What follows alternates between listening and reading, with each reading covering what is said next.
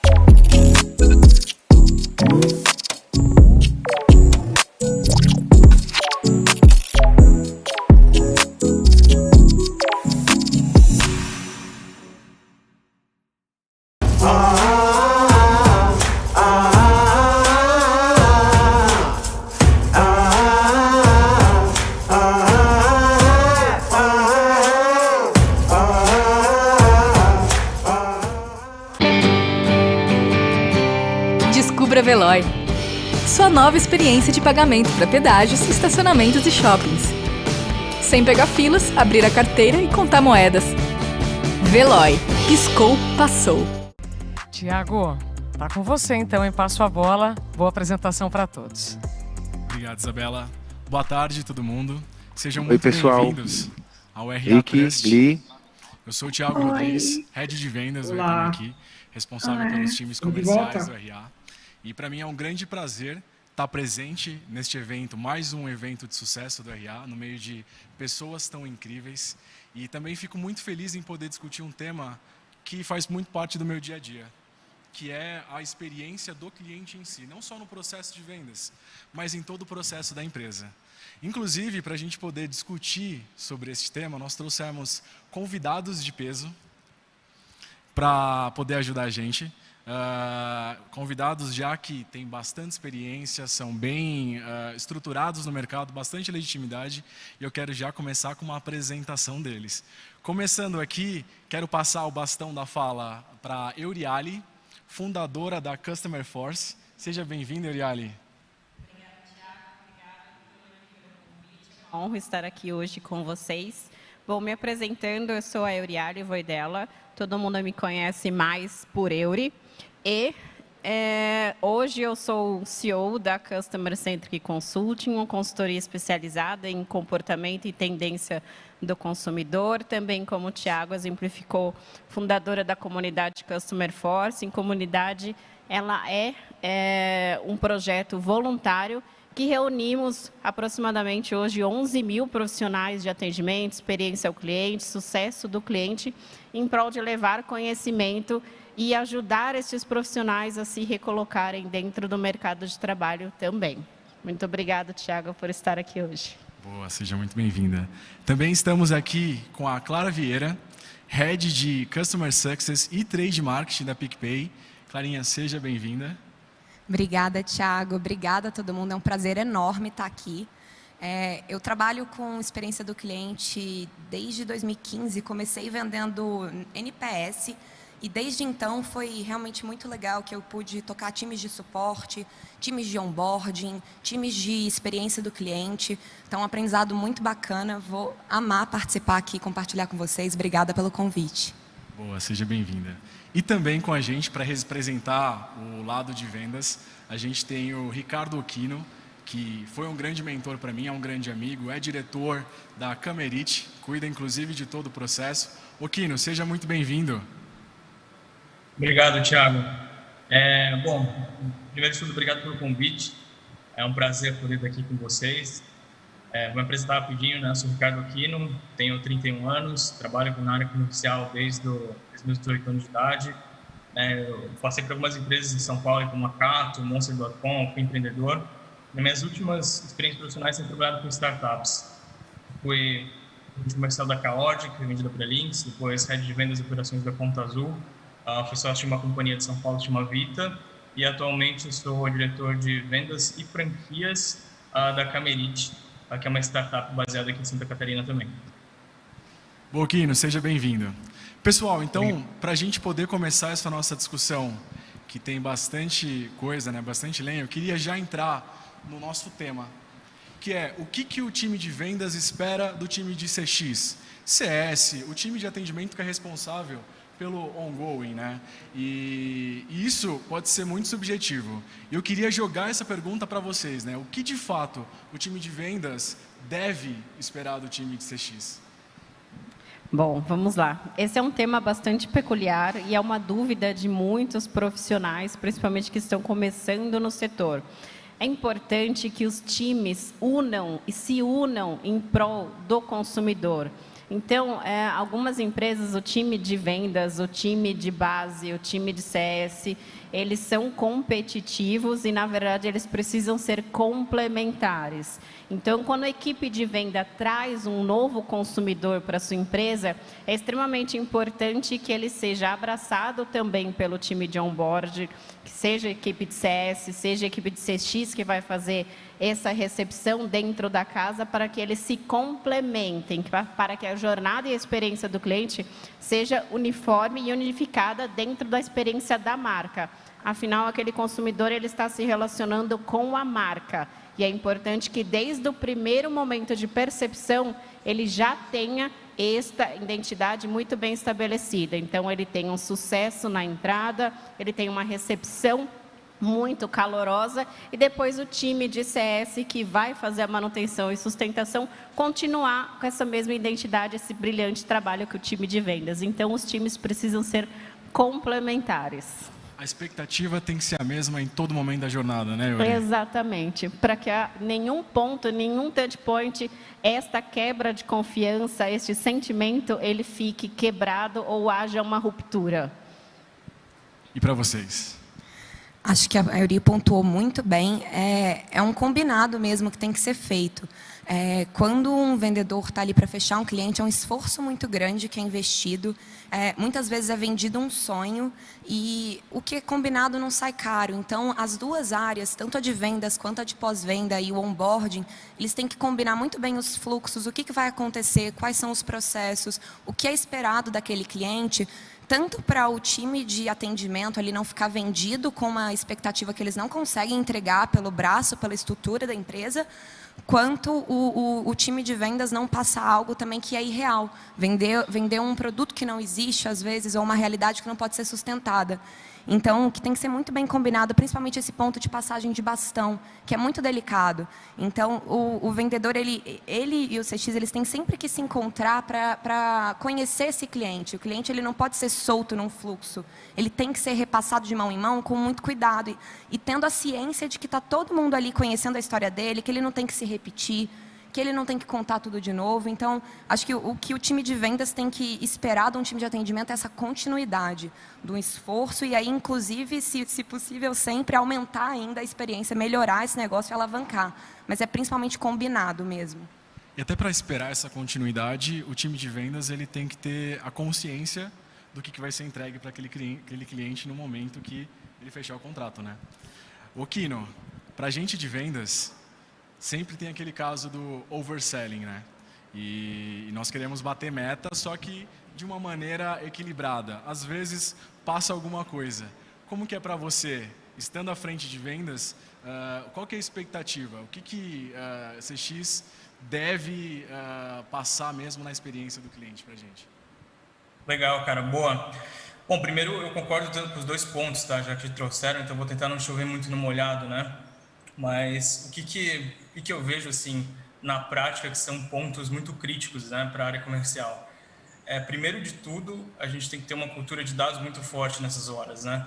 Porque quando você não tem clareza no processo e no que está acontecendo, os problemas eles tendem a ficar baseados na percepção, né? Então, por exemplo, se existe uma área de implementação, se existe uma área de onboarding imediata, e a gente não tem clareza sobre os principais motivos de desalinhamento, ou os principais motivos de churn referentes a má informação sobre alinhamento, é muito pouco provável que a gente consiga retroalimentar o processo. Tá? Então, ter uma cultura baseada em dados para a comunicação efetiva dos dois times, ela é muito importante. Né? Vendas sempre vai vender, né? Mas tem que saber o que vender e como vender. E tem que estar muito bem alinhado com a jornada de compra, que acho que vocês duas falaram, né? Que eu concordo 100%. Então, quanto mais clareza tiver, mais SLAs, né? Para evitar pontos de fricção e entender o que é, o que não é. E muitos dados para os times darem feedbacks concretos, não baseados em percepções, são pontos fundamentais que o time de vendas precisa para saber melhorar a qualidade dos alimentos de expectativa. É verdade, né? É até uma questão cultural, porque muitos times têm esse veio analítico e isso independe de ser CS ou vendas, né? E a gente tem que trabalhar essa cultura de não supor tanto, né? Trabalhar com dados factíveis, inclusive dados assertivos. Inclusive, até para poder criar uma conexão para vocês, em relação a esse mesmo alinhamento, né? Hoje, para a gente poder ter expectativas corretas, a comunicação deve ser correta. Existem casos de vendas que foram feitas num discurso de venda meio falho, e a expectativa saiu do que deveria ser, não porque o produto não entrega, porém o que foi vendido foi outra coisa, e o cliente lá no ongoing acabou desistindo, que é um problema que o CS de todos os lugares recebem muito. E também tem o caso da venda, que é muito bem feita, que atende às expectativas do cliente, o próprio produto também, só que o cliente nos primeiros momentos com relação à estrutura de atendimento não teve uma boa experiência, ou por preparo do time, por estrutura em si, que envolve o alinhamento, né? Na opinião de vocês, quais são as melhores maneiras de lidar com esses desequilíbrios? Como que hoje em dia, Eury, nos negócios até mais tradicionais, visando uma evolução em teoria, né, nos novos métodos, a gente consegue equilibrar esse tipo de situação? Um principal ponto é ter os processos mapeados. Então, ter os processos da jornada. E aí, quando a gente fala da jornada, nós estamos falando desde do topo do funil, que não deixa de ser uma jornada, também o processo de vendas. Quando esse consumidor entra, qual é o processo que ele vai estabelecer? Então, e aí esse processo é importante que tanto o time de vendas quanto o time que vai fazer esse rollout de bastão tenham um profundo conhecimento do que foi vendido, que, né, hoje a gente fala muito de vendas construtivas, de vendas consultivas, então eu vou vender o produto certo para a pessoa certa que resolve a dor e entrega valor a este consumidor.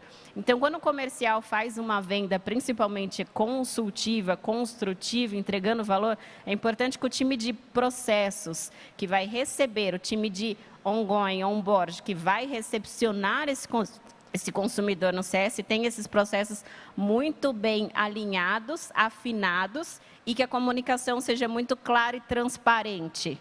Né? É muito importante a gente ter alguns pontos documentados. Então, ter um processo de vendas documentado, qual a expectativa, o que aquele cliente de fato está contratando, qual é a dor que vai resolver com aquele produto que você está entregando para este consumidor, para que quando haja a passagem de bastão, isso fique muito claro, muito transparente.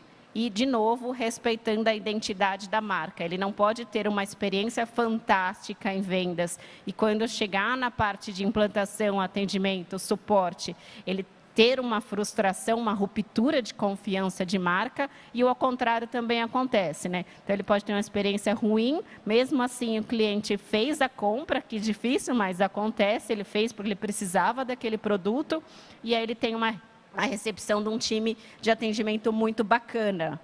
Mas, de novo, é uma ruptura de identidade, de confiança, de elo, e esse cliente ele vai ter, sim, sempre aquela impressão, será que a empresa está realmente adequada, porque os times não estão equilibrados? Então, processo, entrega de valor, ter todas as jornadas mapeadas, jornada de entrada, jornada de relacionamento, de fidelização, ter os playbooks para o CS do que fazer no dia a dia, isso é muito importante, entendeu? Muito importante ter os playbooks mapeados. E aí eu deixo aqui uma última consideração que não podia deixar de falar. Hoje é o dia do vendedor, 1º de outubro, então não podia deixar de parabenizar todos os nossos vendedores do Brasil. Afinal, todos nós já vendemos alguma coisa na vida, mesmo que não trabalhamos diretamente, mas falamos de imagem, falamos de produto, de entrega de valor. Então, deixo aí parabéns a todos os vendedores do nosso país. Parabéns a todos nós, todos vocês. Que legal. E isso que você falou é bem legal, porque entra no conceito de customer centric.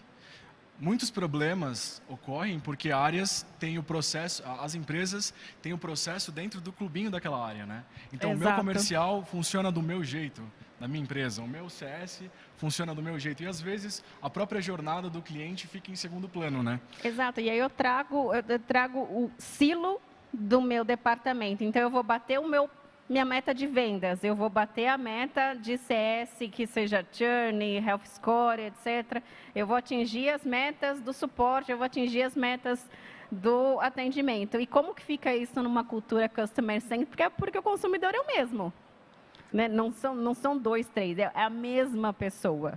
Né? Então, é importante, esse é um ponto muito importante que você falou, as áreas trabalharem unificadas. No fundo, desculpa. No fundo, é o que você falou mesmo, a gente conseguir se adequar para colocar o cliente no centro. Mas você colocou ali 2 casos bem diferentes, né? Um caso em que a equipe de vendas vendeu mais do que devia, e o outro caso que a equipe ali vendeu até errado, né? Vendeu um sonho que não consegue se concretizar. E aí, a equipe, ou o outro lado, que a equipe de atendimento ali não conseguiu atender a uma expectativa ou ainda não está bem estruturada. E aí tem algumas boas práticas aqui que eu vivi ao longo da minha carreira que eu acho que funcionam super bem. Para o primeiro caso, quando a gente tem um time de vendas que talvez está fazendo promessas um pouco mais agressivas do que deveria, é legal, às vezes, colocar na meta desse time de vendas algo relacionado à retenção, a evitar a saída desses clientes. Então, você colocar, por exemplo, uma meta de faturamento ao longo dos meses para esse cara, ele vai querer trazer um cliente que vai ficar muito tempo com a empresa.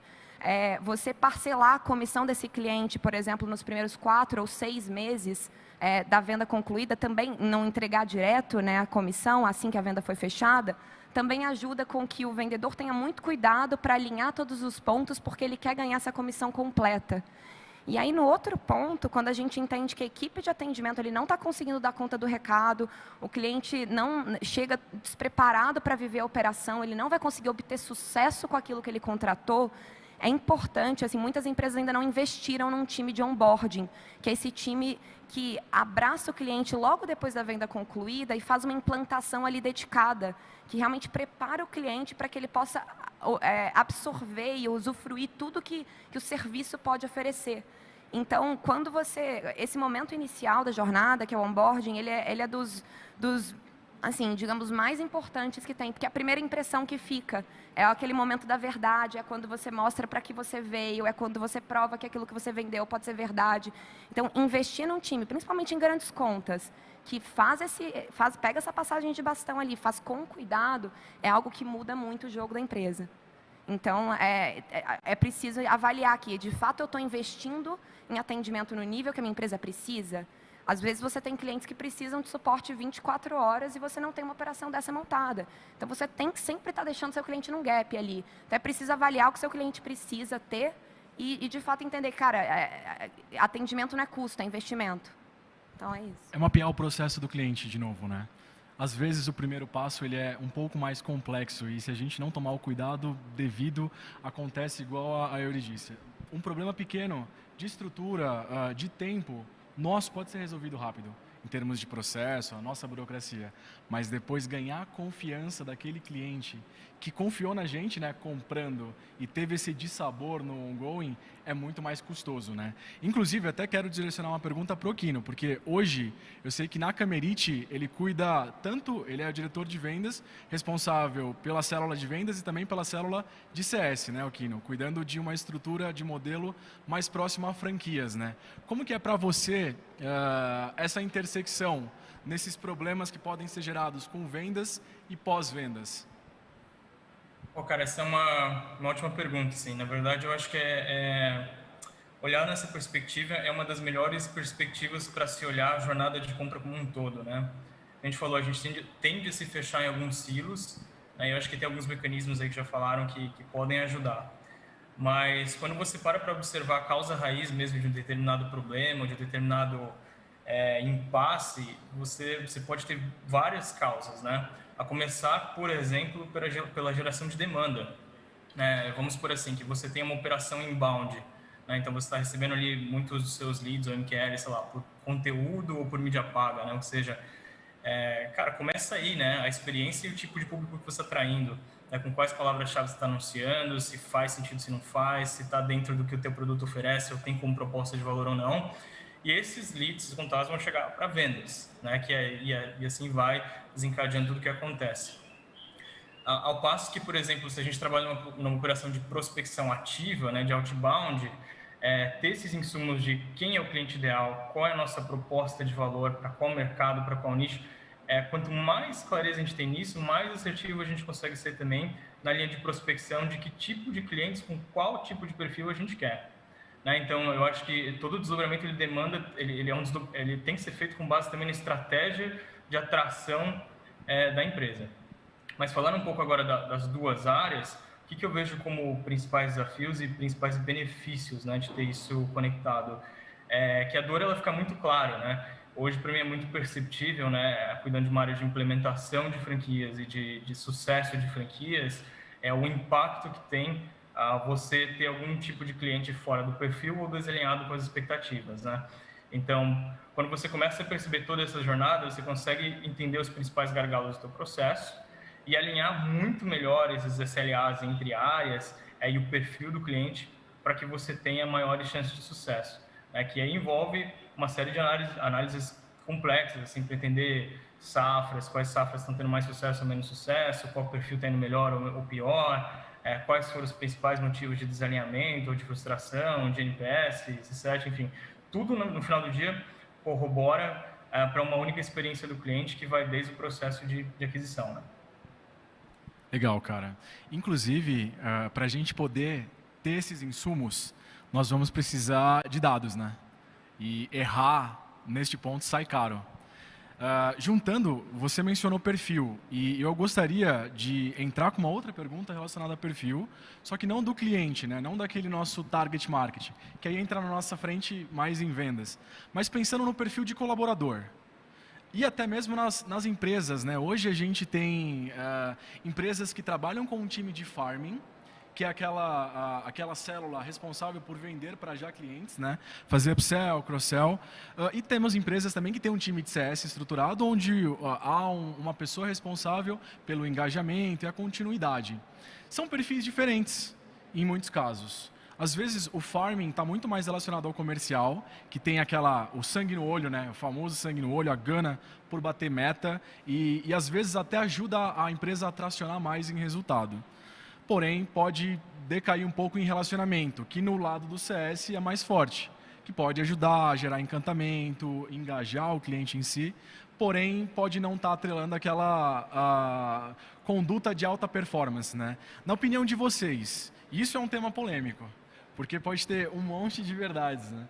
Mas o que é o ideal? A gente ter um time de ongoing, né, de farming, para fazer com que aquele cliente que já está dentro da base performe mais com vendas ou com CS, CX, toda a parte de atendimento?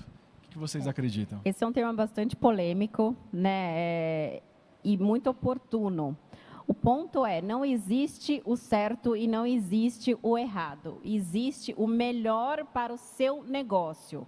Então, quando nós temos um time de farmer que é atrelado a vendas, obviamente ele vai ter um target de quantos upsell, quantos cross-sell, o que ele precisa entregar de receita, e muitas vezes ele tem também metas de retenção de churn. E nós temos os times de CS, que são responsáveis pelo engajamento, muitas vezes, da plataforma, responsável pelo Health Score, responsável por CSAT, pelo NPS, pela satisfação desse consumidor. E existem times de de CS que também tem metas agressivas até de upsell e cross-sell. Então, não existe uma verdade, existe o melhor para o seu negócio. E é muito importante que, de novo, os processos e resultados e limites de fronteiras estejam muito bem estabelecidos. Então, qual é o papel do CS dentro da metodologia de governança estratégica da sua empresa? Então, o papel dele vai ser engajamento de base com satisfação, então ele vai ter o drive dele voltado para isso. O time de Hunter, time de Farmer, vai ter a meta de fazer engajamento da base voltado para vendas, voltado para o growth, voltado para os resultados agressivos. Então, qual é a fronteira que cada um vai para que duas pessoas não façam a mesma coisa e entrem em conflito, que a gente vê que isso é muito comum, que às vezes entra em conflito dentro da própria empresa. E, de novo, o consumidor ele é único, a experiência com a marca ela é única e as áreas precisam se unir. Então, é o certo ou errado em ter CS e ter uma equipe de Key Account? Ou não, eu tenho só CS, eu tenho só Key Account. Não é o certo, né, na minha opinião, nem o certo, nem o errado. É o melhor para o seu negócio, estrategicamente, dentro das dores da sua empresa. O certo de verdade é ter papéis bem definidos, né, Eli? Papéis bem definidos e ter uma governança de cliente, de novo, centralizado no consumidor para resolver a dor daquele consumidor. Então, qual é o core da empresa? Então, é fazer uma entrega de um SaaS, fazer uma entrega de um produto físico, como que você encanta, entrega valor e, ao mesmo tempo, obviamente, entrega resultado financeiro para a empresa. Então, casando tudo isso com a satisfação do consumidor, e aí você toma a decisão de ter áreas apartadas ou ter uma área unificada. Legal. Legal. Quer que eu comente? Eu só quero, antes de fazer algumas perguntas do público, abrir para vocês, se vocês têm alguma coisa para complementar em relação a essa questão do perfil. Não, eu concordo que o principal é papel bem definido, mas eu não consigo deixar de puxar um pouquinho a sardinha aqui para o CS, que a gente é uma experiência muito fluida e muito legal para o cliente quando essa nova venda, esse upsell, esse cross-sell, ele acontece de uma maneira natural e no momento certo. Então, você entender de fato se o cliente está pronto ali para uma nova venda e através daquele relacionamento essa venda acontecer, ela é uma venda muito mais agradável, muito mais fluida e ela gera um engajamento maior.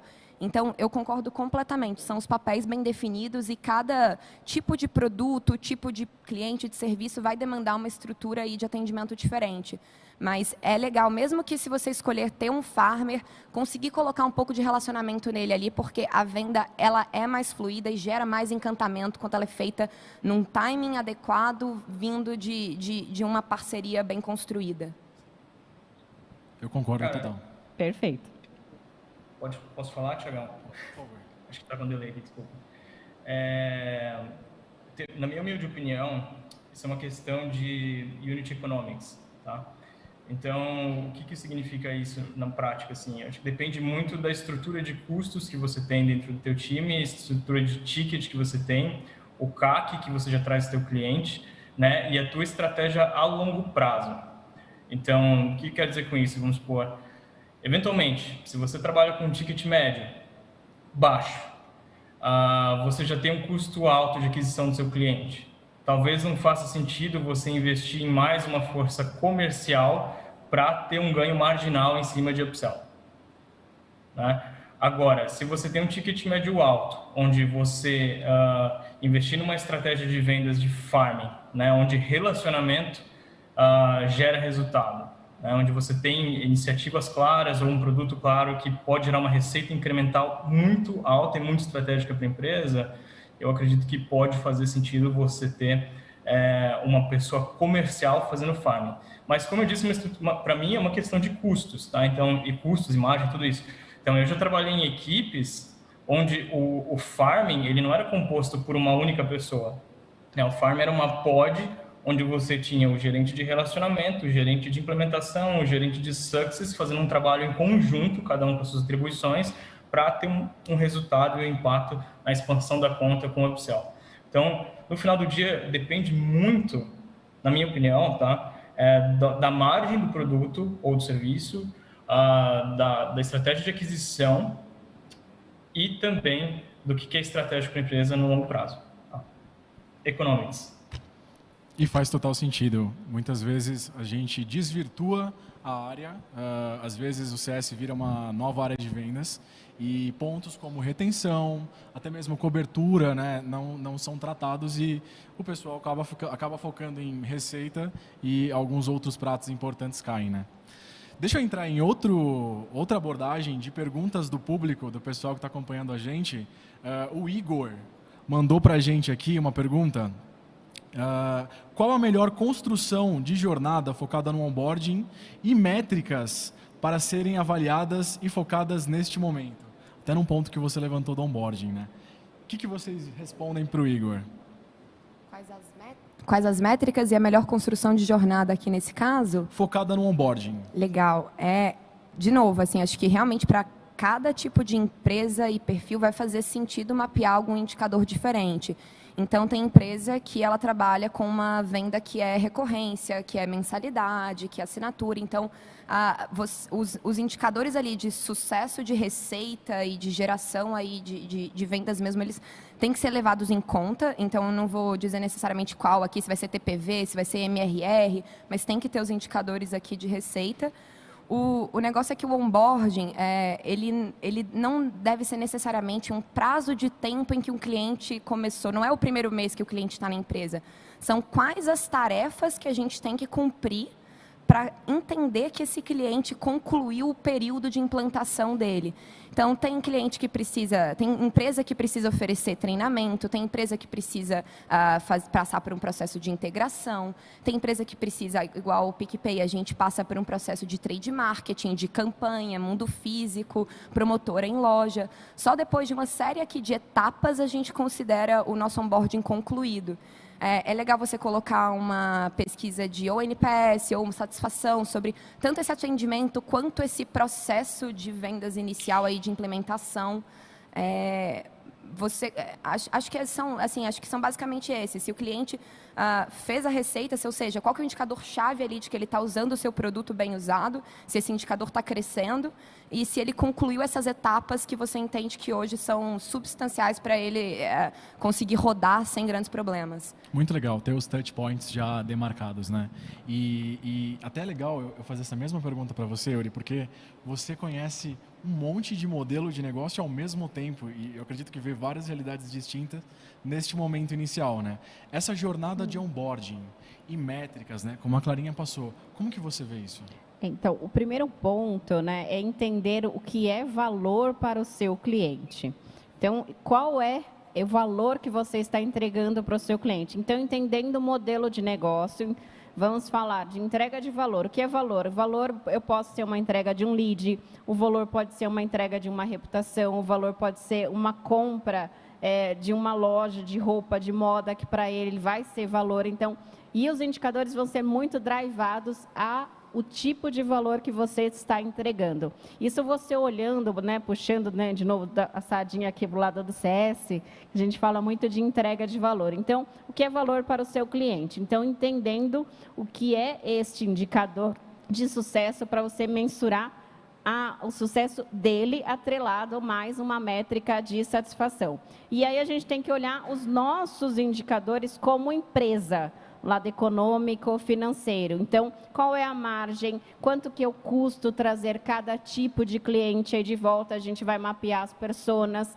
quem é o cliente certo, o produto adequado, porque se eu estou vendendo um produto que eu tenho uma margem negativa, eu vou demorar muito tempo para break-even ele, pode ser que ele não seja interessante financeiramente para a minha empresa e aí eu posso frustrar uma entrega de valor para um consumidor, porque eu vou fazer uma entrega que eu não vou conseguir sustentar ela. Então, drivando indicadores de sucesso e respeitando o que é sucesso para o seu cliente, e aí, né, CAC, MRR, Health Score são indicadores de sucesso do seu negócio, porque é o seu churn, não é o churning dele.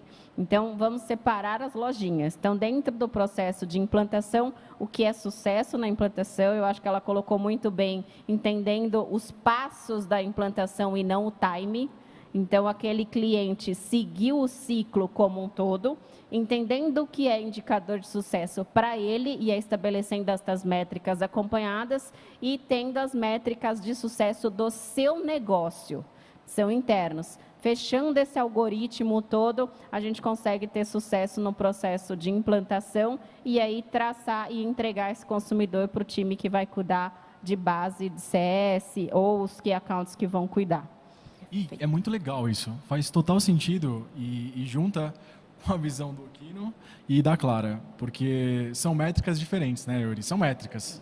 De certa maneira, a gente tem aquela base matemática para ajudar, mas são métricas voltadas ao consumidor, aquilo que é importante para ele, e também métricas voltadas à nossa empresa, à nossa saúde financeira, né, para não perder dinheiro.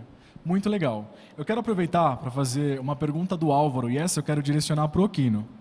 O Álvaro, ele jogou aqui para a gente. Onde o marketing pode atuar neste processo de passada de bastão do comercial para o CS?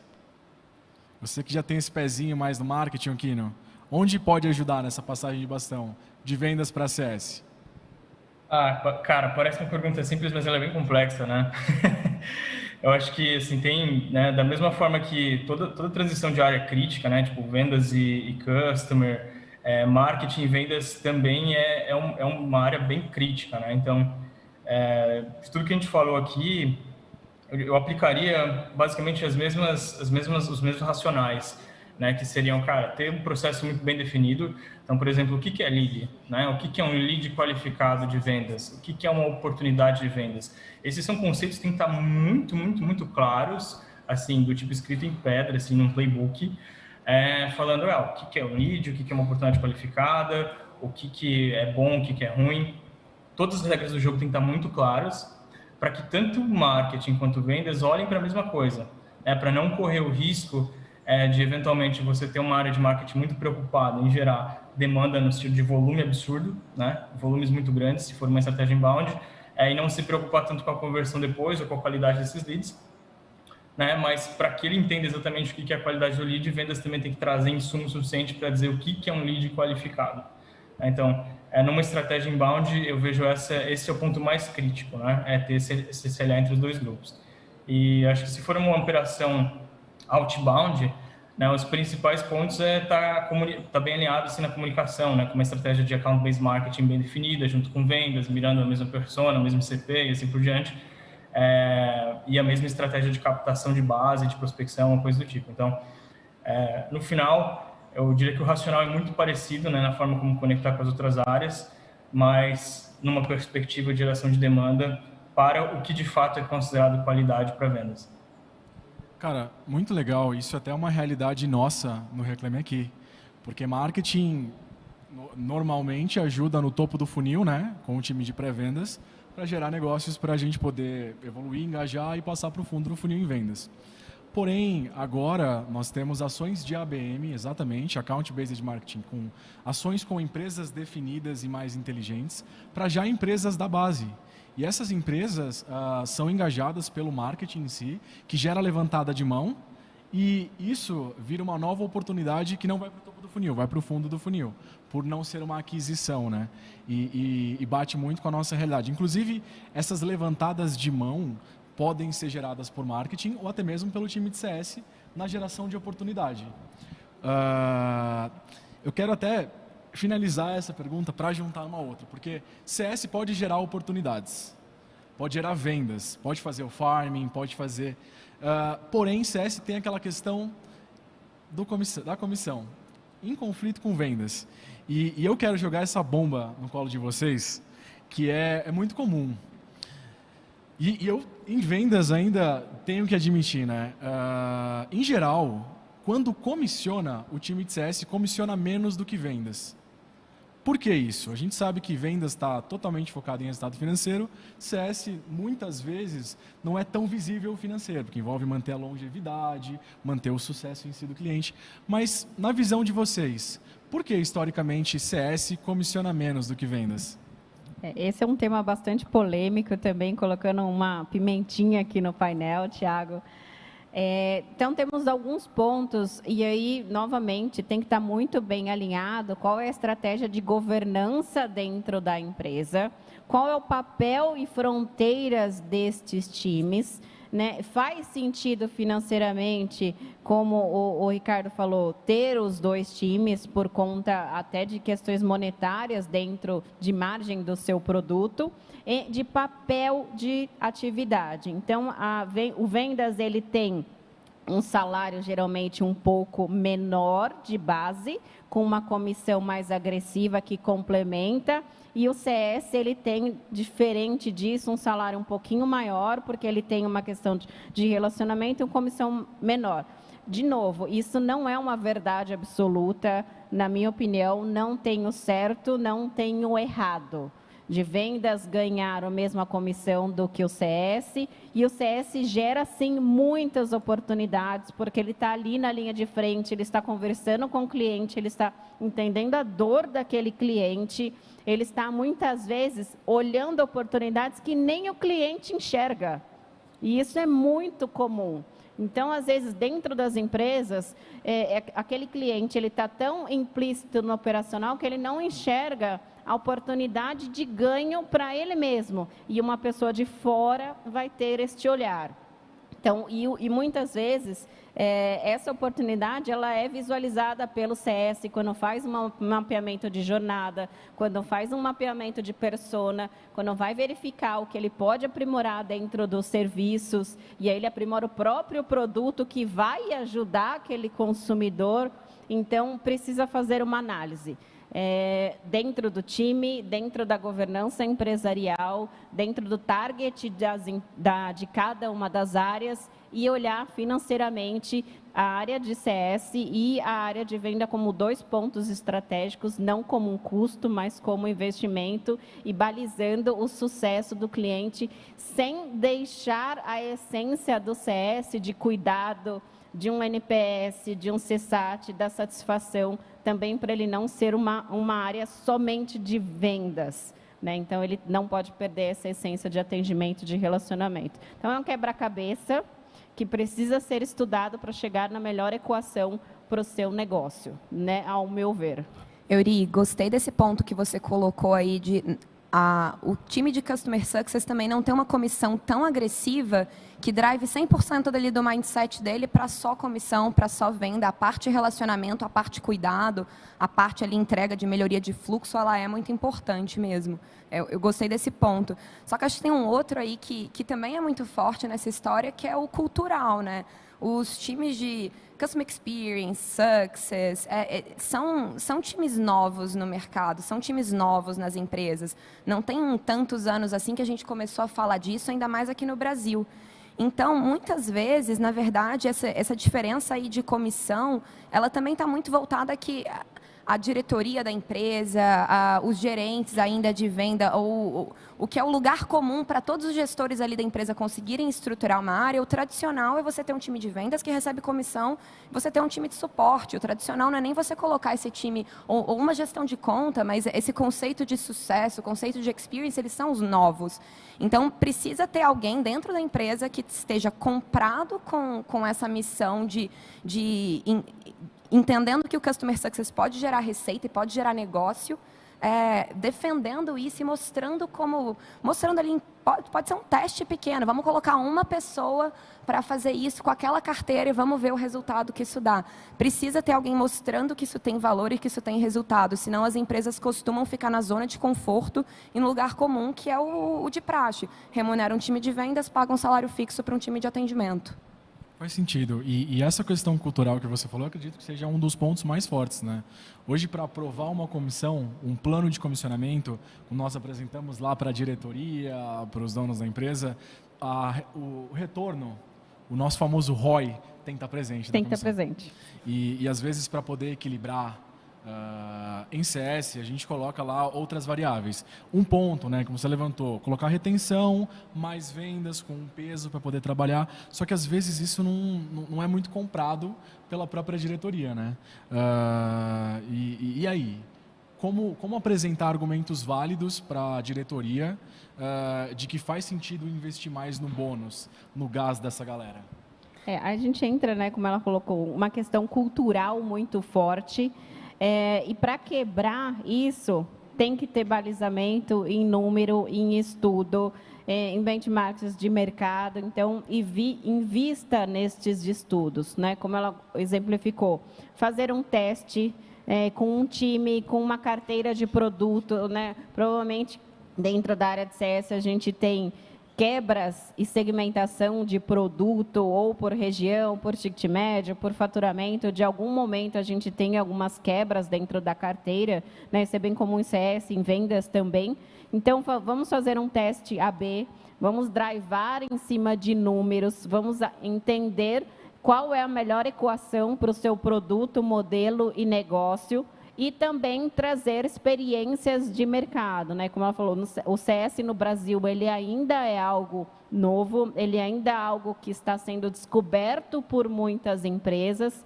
Muitas empresas confundem o real papel do CS, e aí é onde a gente fala muito de delimitar as fronteiras e atividades, e olhar o que está sendo feito em outros países, em outras regiões, respeitando, logicamente, né, as particularidades culturais do nosso Brasil. Não é necessariamente tudo que é feito lá fora, a gente vai pegar e copiar aqui, não, porque a gente tem uma cultura tropicalizada muito forte. Então, vamos olhar as melhores práticas, os melhores mercados, testar modelos, fazer equação, olhar indicadores e fazer contas, estudos internos, e aí sim a gente consegue convencer os stakeholders, os conselhos administrativos, que de fato vale a pena muito investir, não só financeiramente, que vamos ter retorno, mas também na satisfação do consumidor, num aumento de NPS futuro, porque esse time vai trabalhar muito mais engajado.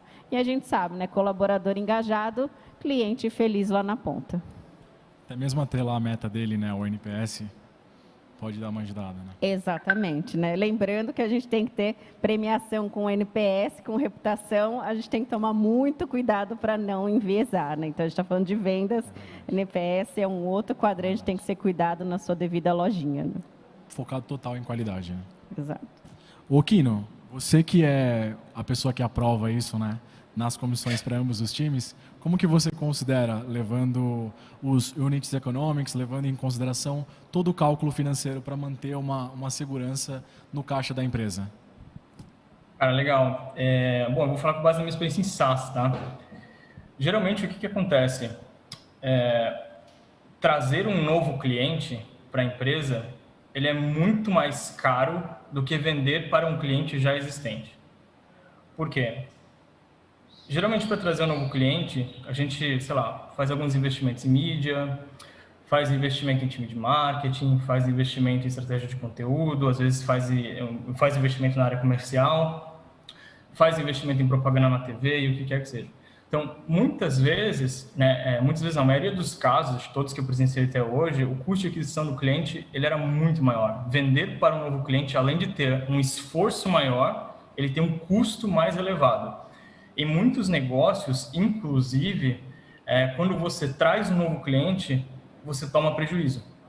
É muito normal isso, principalmente em SaaS. Você começa a trazer um novo cliente que te dá prejuízo logo no primeiro mês, mas você recupera isso ao longo da vida dele. Então, como que eu basearia minha decisão, tá, para isso? Assim, quem deve comissionar? Não importa qual área. Para mim, o que eu penso é, cara, onde economicamente faz mais sentido. Trazer um novo cliente é mais difícil porque as conversões são menores. Não é porque eu acho mais difícil, né? Porque você pega a conversão de lead para pagante, ou você pega e compara conversões de visitas para pagantes, se a gente pegar, por exemplo, e-commerce. Cara, o varejo médio brasileiro deve converter 3%, né, no total de visitas para pagantes. É muito inferior se a gente compara a quantidade de clientes já existentes na base que recompram ao longo do ano, né?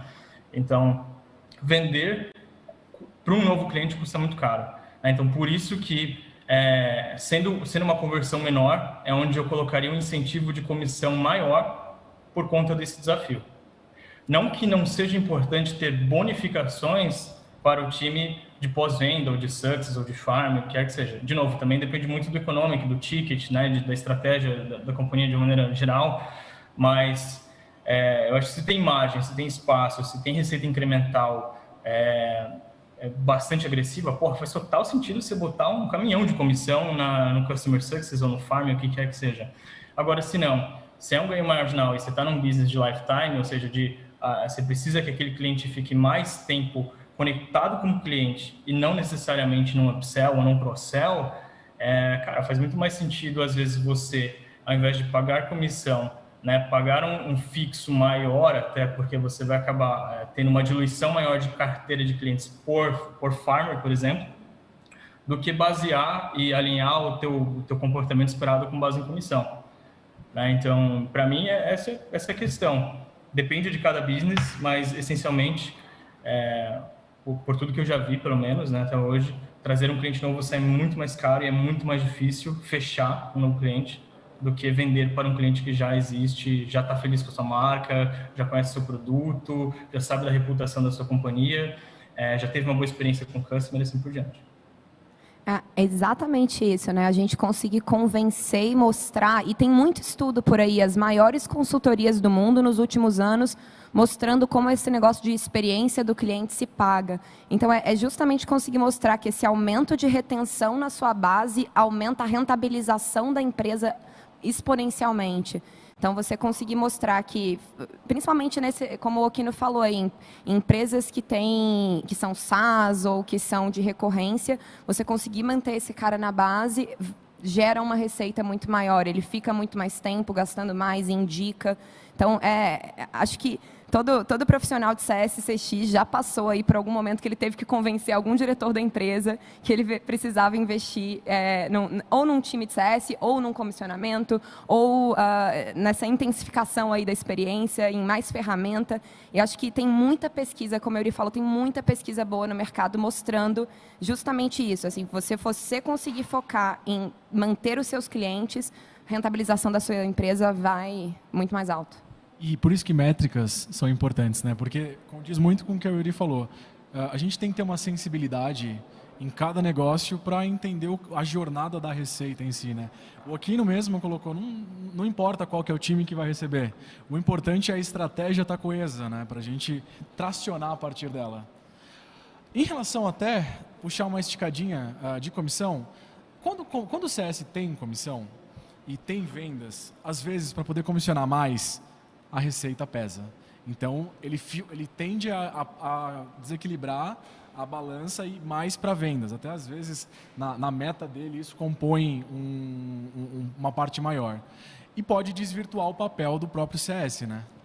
E na opinião prática de vocês, isso é óbvio, às vezes é muito tranquilo, né, de lidar. Só que o CS também ele quer ser bonificado, ele quer até mesmo ser reconhecido pela empresa, né? Estou trazendo nova receita. Às vezes a própria retenção, a cobertura, o engajamento não tem tanto brilho quanto o comercial. Às vezes pelo comercial tem aquela cultura de fazer barulho e acaba descompensando as coisas, né? Para a gente voltar ao equilíbrio e fazer com que CS se preocupe com isso, que é um ponto importante, mas de maneira equilibrada, segurando os outros passos. Quais são as melhores práticas que vocês indicam aqui para o pessoal que está acompanhando esse bate-papo? Esse é um ponto importante e nós falamos muito de jornada do colaborador. Então, é comum um time de vendas, acabou de fazer uma venda, barulho, bate sino, comemora, tem toda aquela festa e diferente do dia a dia do CS que está ali batalhando e que, no fundo, ele está vendendo o produto todo dia para o mesmo cliente. Então, esse é um ponto. Quando a gente fala de engajamento de base do CS, né, um dos papéis dele é exatamente esse. Ele vende o mesmo produto para o mesmo cliente todos os dias e analisa se aquele cliente está sendo bem atendido, se as dores deles estão sendo sanadas. Então, de novo, é um ponto de ruptura, né? Como o Okino falou, não importa quem esteja vendendo, quem esteja fazendo a retenção, mas é importante que todo mundo esteja dentro do mesmo drive. E um ponto importante que o CS, a gente atua bastante, né, além do churn, que é um dos indicadores, né, que é o Health Score, que é um dos indicadores, que é uma composição de indicadores que fala de saúde do cliente. Então, também é importante que o time de vendas acompanhe o Health Score, né, como ela colocou, é uma boa estratégia a gente dividir a comissão deste vendedor ao longo do time, e aí qual é o lifetime value daquele cliente, qual é o tempo de ciclo de vida daquele cliente, para que todos tenham o mesmo objetivo, tanto o time de vendas quanto o time de CS, e aí eu vou um pouquinho além, quanto o time de suporte, quanto é o time do financeiro. Afinal de contas, de novo, aquele cliente ele é único, mas ele pode ter interações com todas as outras empresas, com todas as outras áreas dentro da empresa.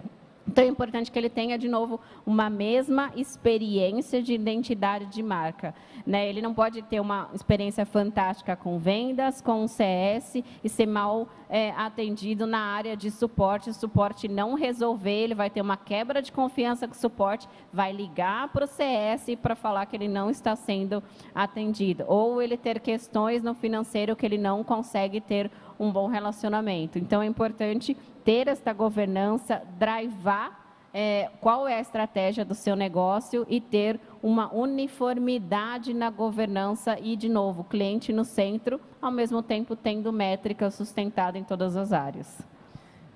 Eu acho que é bastante importante a gente ter transparência de tudo que está acontecendo dentro da empresa para todo mundo ver. Sou particularmente muito fã desses rituais de venda, de você celebrar que um cliente entrou, de tocar sino, fazer barulho. Eu acho que essa mesma alegria de trazer um novo, ela tem que ser replicada aí para outros grandes indicadores de sucesso dentro da empresa.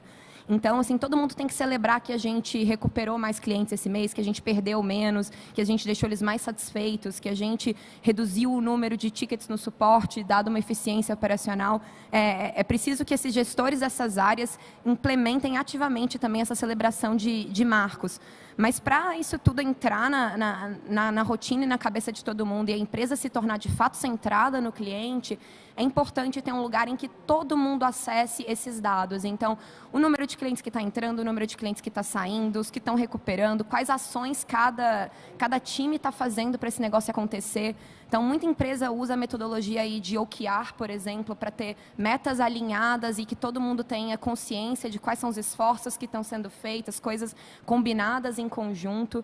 Então, se você conseguir colocar num relatório, num dash, num quadro, na TV ali no canto da sala da empresa, em algum lugar, esses indicadores e explicar e disseminar isso muito mais e ter o rito de falar sobre eles, esse negócio de você fazer festa e de você dar tanta importância quanto uma retenção para uma venda, esse negócio começa a acontecer. Mas ele é cultural de novo. Então, primeiro, transparência, muito dado e mesmo a rotina de falar sobre isso e comemorar. Acho que é importante. Há uma educação prévia, né? Exato. Legal. E faz total sentido. Boa. Eu quero colocar algumas perguntas do público também para vocês. Uma pergunta bem bacana, até respeito a um ponto anterior, do Rodrigo Soares. Ele faz uma pergunta assim: dentro de uma equipe enxuta e tendo que escolher a dedo as atividades que o time consegue executar de início a fim, sabe, clientes e aplicar o NPS, qual que é a melhor estrutura de início de acompanhamento? Que eu acredito que até envolva a melhor estrutura de onboarding, né? Na opinião de vocês, em resposta à pergunta do Rodrigo. Na estrutura de onboarding, precisando ser enxuto, assim, acho que é importante conseguir dividir. Se for enxuto demais e for uma pessoa só vendendo, fazendo onboard, atendendo, assim, esse negócio tem prazo para dar errado. Eventualmente vai ficar ruim. Mas se você conseguir ter um pouquinho a mais de pessoas, aí é importante dividir, então, do ganho para trás ali, ficar com o time comercial, você ter sim uma estrutura dedicada de onboarding, aí você pode começar com uma pessoa só. O que você tem que entender aí é a demanda mesmo, quanto de tempo que você vai gastar, e aí uma pessoa depois para receber esse bastão e ir cuidando dessa carteira, olhando para a churn, olhando para a retenção. Então, essas 3 pessoas aí seriam muito importantes existir dentro da empresa. Mas se realmente você conseguir ter 2 só, e você tem que colocar o onboarding junto com o CS, fica bem delicado mesmo de você conseguir fazer um trabalho bem feito, porque o onboarding ele tem que ter um pouco de uma esteirinha. Então, o time de vendas é um time muito ágil, então o cliente está esperando essa agilidade ali na ponta. Então, você tem que conseguir pegar esse cara rápido, ele não pode ficar dias esperando o primeiro treinamento, ele não pode ficar dias esperando essas etapas acontecerem. Então, O onboarding, eu diria que se você tiver que escolher entre fazer gestão de conta e fazer um onboarding, faz um onboarding, porque aí você preparou esse seu cliente para rodar sozinho, sem o seu apoio constante. Se tiver que escolher e for excludente, na minha opinião, investe no onboarding, que você vai conseguir reter mais clientes no longo prazo. Uma equipe pequena, Euri. Esse é um modelo, eu faço mentoria de várias startups, e é muito comum a gente ter uma única pessoa que acaba recepcionando, principalmente nas empresas pequenas, startups, elas começarem com uma pessoa que faz a recepção, que faz a tratativa de base e que está ali muito ligada, muitas vezes, ao suporte, à área de atendimento. E aí é importante você drivar o que é a entrega de valor desta pessoa e ter os playbooks muito bem mapeados. Quais são os processos em que ele tem que fazer o rito da implantação? Quais são os processos que ele consegue otimizar dentro da empresa para fazer um target de gestão de base? Então, ele consegue otimizar um relacionamento por e-mail, ele consegue fazer um treinamento via online para o pessoal, o que ele consegue otimizar no relacionamento para que ele tenha esse tempo de receber o cliente que está entrando. E aí, de novo, conforme ele for crescendo, conforme a equipe for crescendo, conforme for financeiramente viável crescer, e aí a gente começa a separar as atividades com 2 pessoas, 3 pessoas, etc. Mas se você é uma empresa pequena, tem um único recurso, uma startup que está começando, você tem um valor monetário para um único colaborador fazendo tudo isso. Então, invista um tempo fazendo os playbooks, fazendo qual é o seu processo de implantação, o que você consegue otimizar no seu relacionamento e o quanto que você consegue deixar também uma área de suporte e atendimento para que quando esse cliente necessite e tenha alguma dor de necessidade pontual, o suporte consiga também dar essa tratativa de base para que o CS consiga fazer o outro lado da moeda. E aí, conforme for crescendo, expandindo, de novo, vamos fazer conta, momento ideal, vai crescendo. Mas processos, se você tiver uma pessoa só. Aliás, processo para qualquer tipo de porte de área, na verdade, né? Processos e indicadores. E aí vai drivando. Muito legal.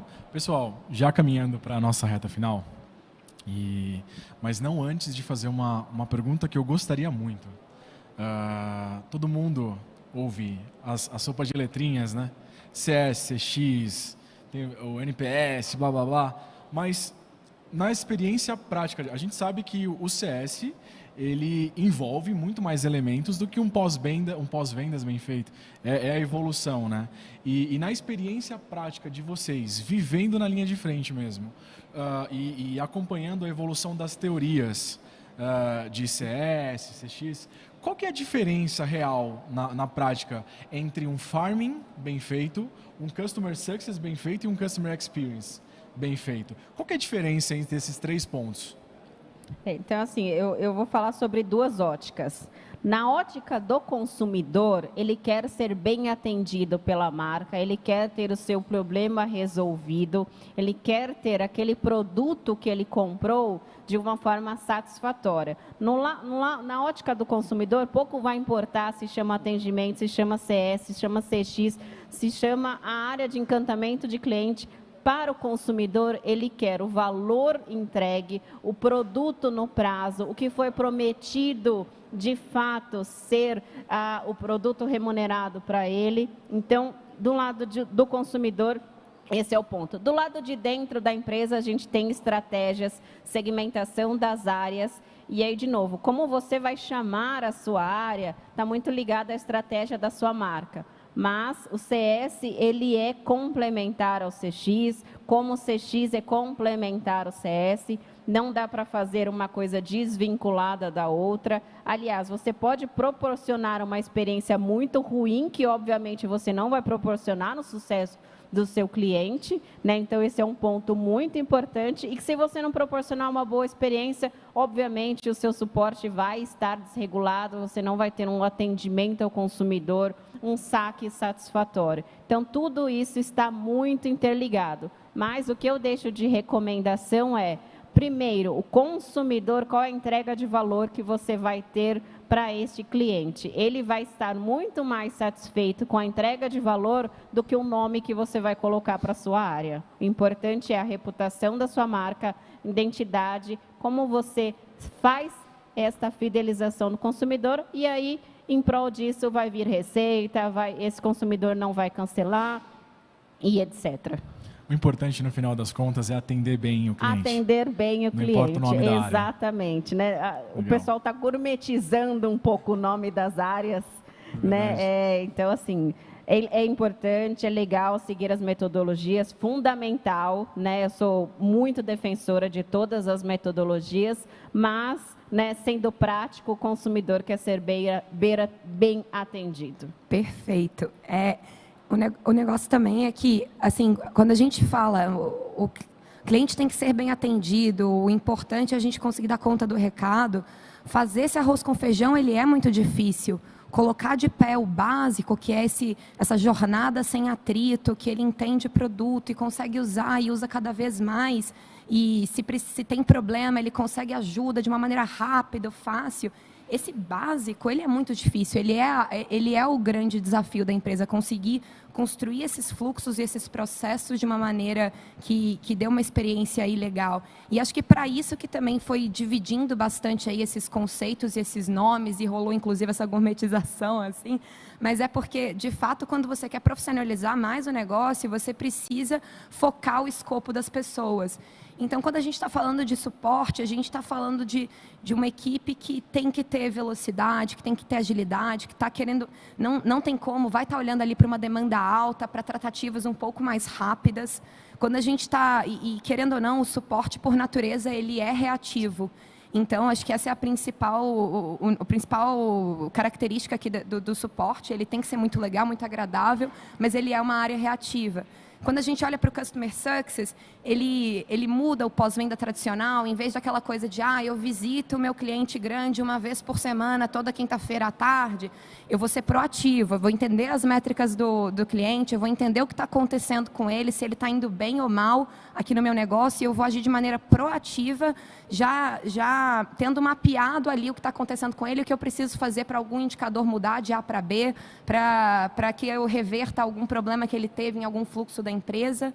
E aí, como a gente está falando de coisas que, de novo, é complexo colocar esse arroz com feijão para rodar, a gente olha o Customer Experience, né? Que, na verdade, é uma equipe assim, que tem que olhar para esse holístico e para a jornada inteira, e aí tem que influenciar em produto, tem que conseguir reduzir os motivos de contato para tornar essa usabilidade do produto mais fácil, tem que dar pitaco no time de vendas, no time de pós-venda, no time do jurídico, no do financeiro.